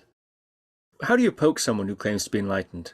Do you have any good poking stories? I'm not asking for names. I wouldn't ask you for a name, but like a nameless anecdote. Yeah. So it wouldn't be my first, I wouldn't walk up to someone, oh, I hear you're enlightened, poke. I would have some idea of their background, what's going on. I would engage them in a conversation, have some idea of something that they probably have some attachment to, and then start poking what I think they might be attached to and see how they react. Someone's written a book and, it's a pretty good book, but, I see some flaws in it, right? And so I'm discussing with it, I read your book, but, in that chapter on such and such, you say this, and I don't think that's true. In fact, I think that's bad Dharma, and watch how they react. Okay, so I just called them on something that they put down in black and white. And it's really interesting. If you write a book, before you wrote the book, the ideas that you put into that book, maybe you were holding them kind of lightly, but once you wrote them, I notice this in myself, you tend to cling on to it more. You begin to lose that open-handed holding of the views and start clinging to it. So now I've poked this gal's view in their book that I don't agree with, and just see how they react. And, just keep poking it a bit and see if they start to get what I would say is perturbed, they're experiencing a bit of dukkha here. And they all do. Okay, I'll ask a question now that's, I think I would like to ask you a bit more about computers, but seeing as this is an interesting vein we've hit. Given that we've established that a meditation teacher, Buddhist meditation teacher even, doesn't necessarily need to have walked the whole path in order to teach meditation ethically, should we say, with a reasonable degree of, in your view, a sort of minimum level of competency in the various skills of teaching. And that some of the prerequisites include an understanding of the system and the techniques and an ability to connect to people, but also some sort of personal transformation of some type, some effect that the teacher has had. That seems to be, you're saying, an important aspect.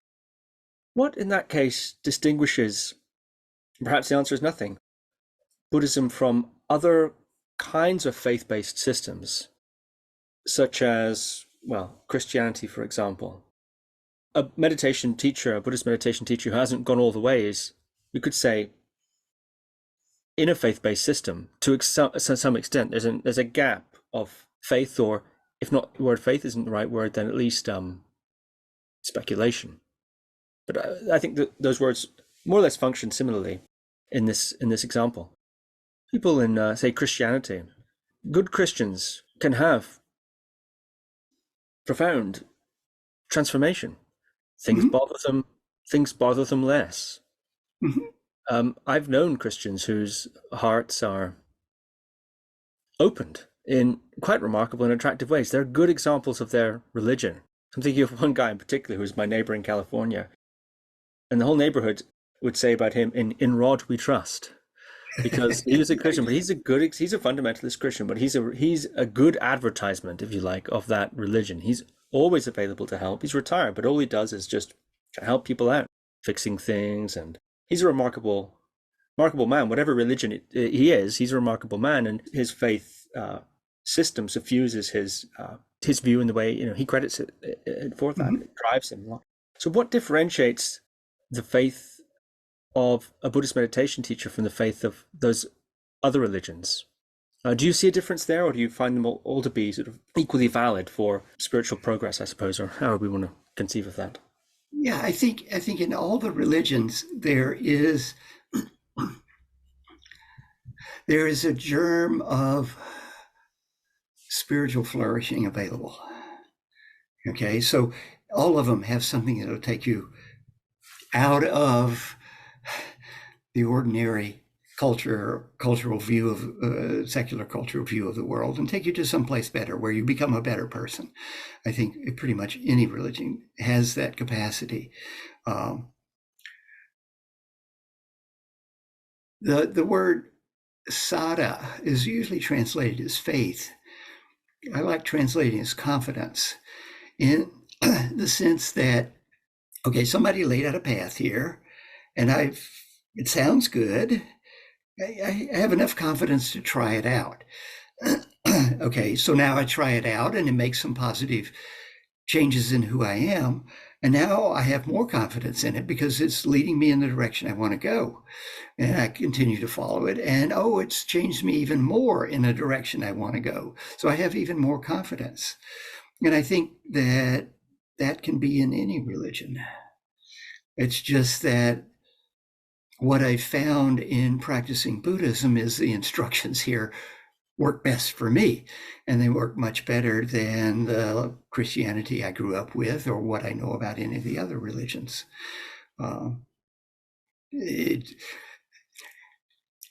So on that first retreat with Ayakema, I asked a question. I don't remember what the question was, but her answer surprised me. She said, there's nothing to believe.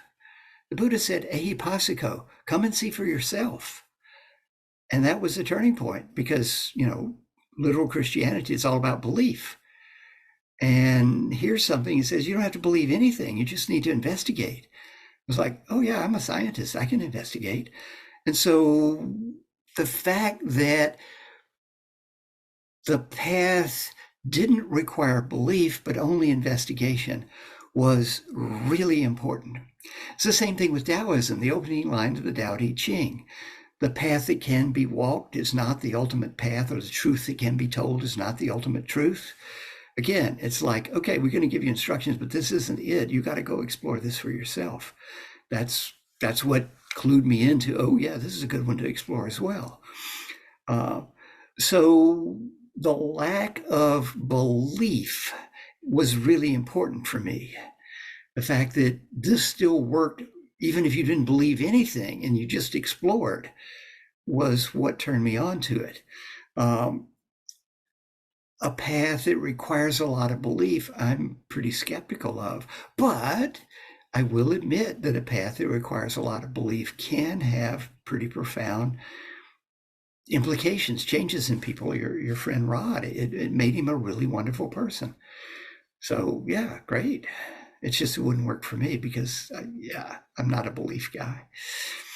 And so you ask me, do I believe that what I'm doing is going to take me to full awakening? I have confidence that if I can do it well enough, it'll take me to some pretty amazing places.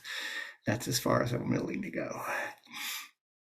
Mm-hmm. That's interesting. But that's good enough for me. I just keep practicing. That's why I'm going on retreat this month. Mm-hmm. That's interesting. I'm running my Christian, a kind of Christian AI right now in my mind, just from, my experiences with Christians and so on. And Christian might say, taste and see that the Lord is good. You don't have to believe anything. You don't have to believe anything, at least not to try it. Just open your heart to God. That's Yeah. that's a technique. Try it. Yeah. So my question would be, which God? Because there's lots of gods. I was reading something today, so there's 4,000 different religions being practiced on this planet. So which God? What's that God like? And I got questions about your God. I mean, I'm going to start exploring right away. And if it requires me not asking those questions, I'm going to go the other way. I gotta be allowed to ask any question that comes to my mind. Seeing as we're playing AI, which enlightenment? There's so many different kinds of enlightenment. There's different enlightenments within Buddhism. There's different enlightenments within Indic religion more broadly, and religion within religion more broadly. There's such debate about that. There's been such, which enlightenment? Yeah.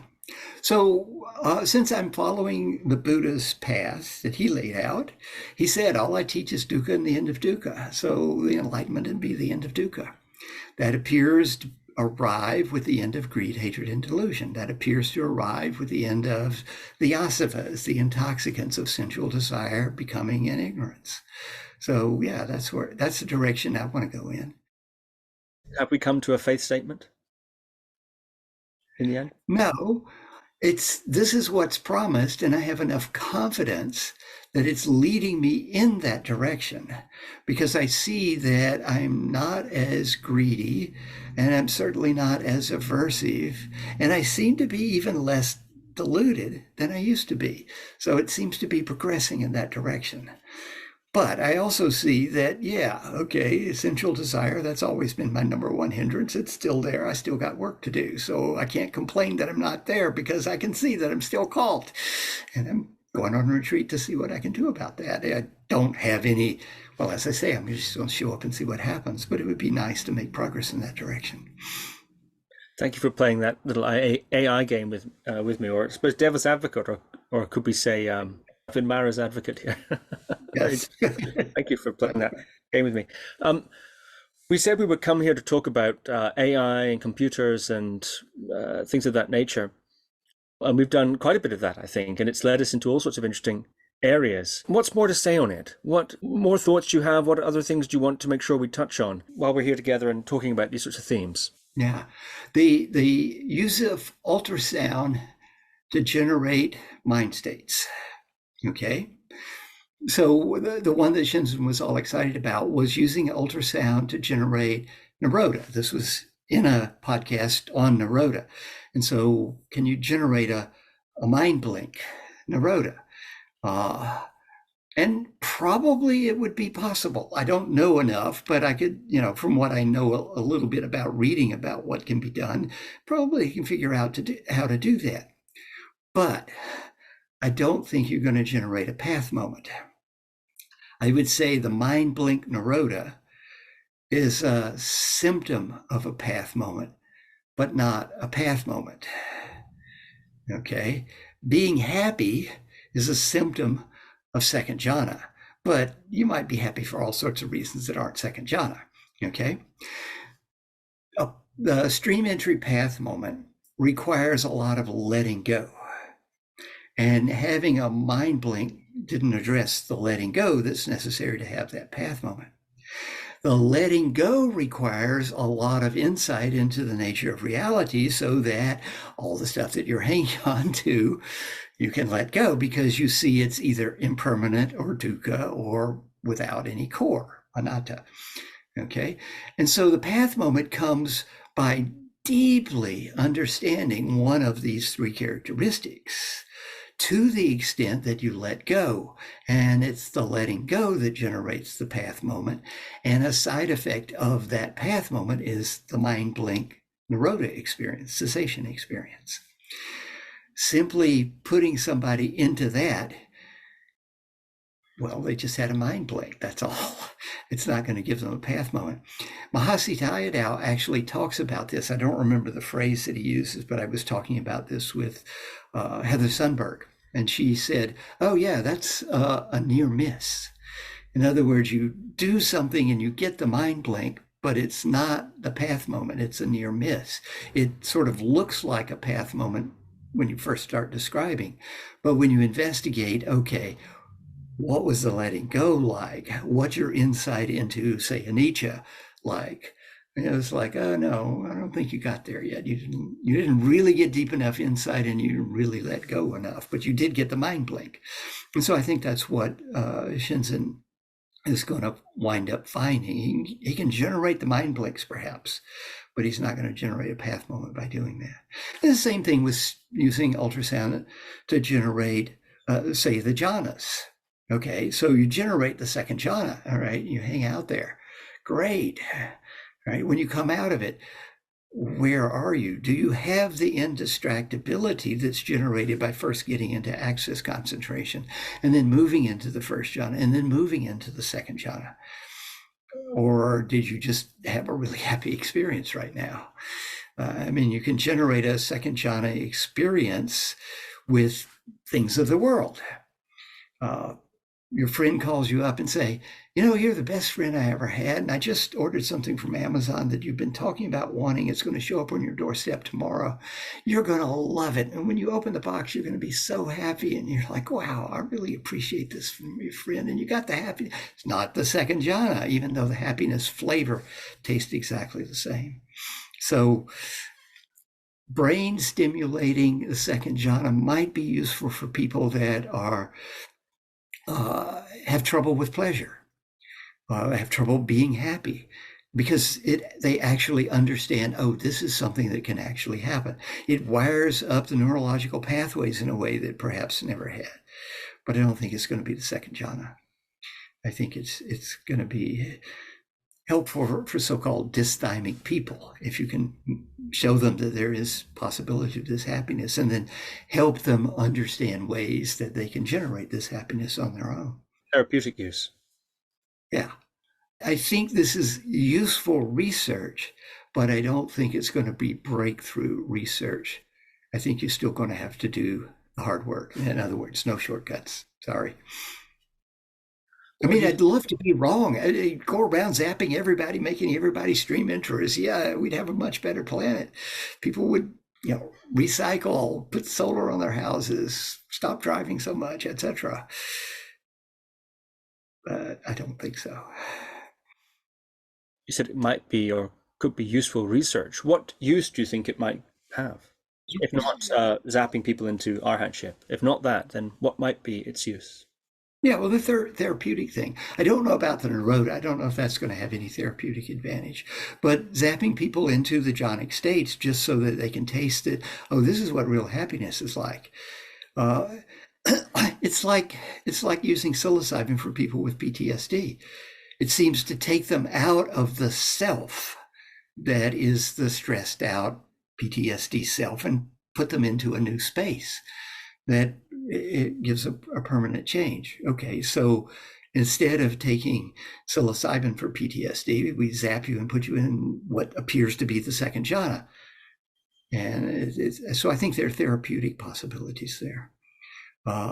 I can't come up with a therapeutic possibility of a blink out nirodha, or even putting somebody in nirodha. Well, therapeutic possibility, putting somebody in nirodha for 2 hours while they have a root canal, maybe that could be useful. But I'm still going to go with the Novocaine and nitrous oxide. One of the consequences of nirodha that sometimes I've heard different descriptions, of course, but one of them is that afterwards there can be sort of afterglow, or at least some sort of sense of well-being or profundity that follows it. One, of course, is not aware of being in nirodha at the time by definition, but afterwards there's something there. I wonder, I think of my own meditation practice, one of the things that keeps me, I think, from deeper states of various types, such as nirodha, for example, is this a sort of fear, really, of letting go. And which comes, I suppose, from many things, but one of them is that I don't know what's on the other side of the letting go, actually. Yeah. And so, do you think that how much of that afterglow of nirodha is from the nirodha? How much of it's from the letting go that builds into the nirodha, and so on? And I wonder if you have any thoughts on that. And could there be value for someone like me to be zapped into nirodha and then come out the other side and think, gosh, that wasn't so bad. Might that facilitate my death grip on my egoic state such that I could become an arhat or something like that? Maybe, could that be a possibility, a sort of, I suppose, an adjunct to practice in that sort of a way? It's a possibility, but don't ask me for a percentage of probability. In other words, it may be that it's the letting go into the state that produces the afterglow, not the being in the state. The letting go, so people trying to learn the jhanas, I can almost tell somebody's past use of mind-altering drugs on how they approach the first jhana. So some people, they'll start getting into the, they've gotten to the pleasant sensation, they're focused on it, and it starts to build, and they're going out of control, and they pull out. And most frequently, if it happens multiple times, I can say to them, how much pot did you smoke in your hippie days? Oh, I smoked it a couple of times. I didn't really like it. The people that smoked a lot of pot, yeah, they start going out of control. And it's like, oh, this is like first rush on pot. Yeah, and they're in the jhana immediately. I mean, I smoked a lot of pot. When it started happening to me the first time, I just let it go, and it took me into the first jhana. I didn't know it was a jhana or anything, but so this fear of letting go into an altered state is there even at the level of the first jhana. And it can certainly be there and even heightened in letting go into nirodha, where, yeah, blank out. That's a lot more scary than ecstasy or something for the first jhana. So, yeah, the fear could be stronger.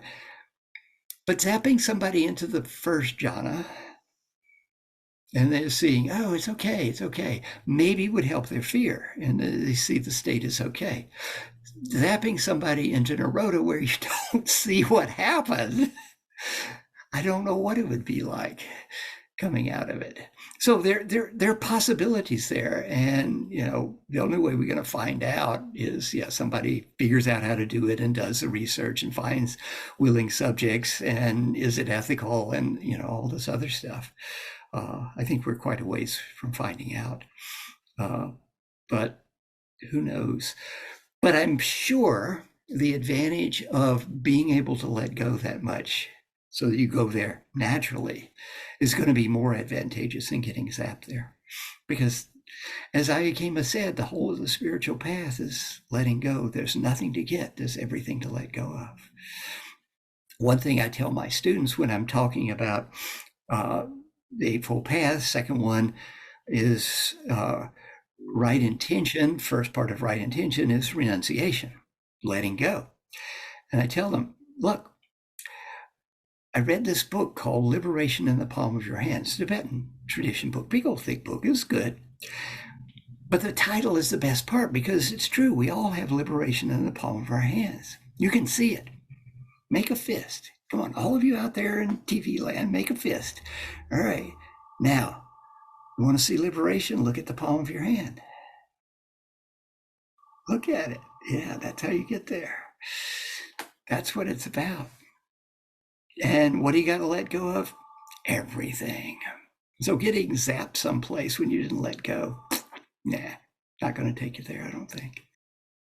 This has been such a fantastic conversation. Thank you so much. I've totally enjoyed it too. Thank you. Splendid. And I know that we're all planning a conversation, further conversations between you and Shinzen and Chelsea and Jay and perhaps even Ruben Lakonin, Dustin Armstrong and so on. There's a group of people that have been discussing some of the themes you've been touching on here, just especially in this last half an hour or so. There's, I think, great enthusiasm all around to have you bring these themes up actually in discussion with them. So I'm really looking forward to that happening. Yeah, me too. Me too. Thank you for facilitating these wonderful discussions. This is such a great channel. I really appreciate it. Thank you. Leigh Brasington, thank you very much. Thank you. My pleasure. Thank you for listening to another Guru Viking podcast. For more interviews like these, as well as articles, videos, and guided meditations, visit www.guruviking.com.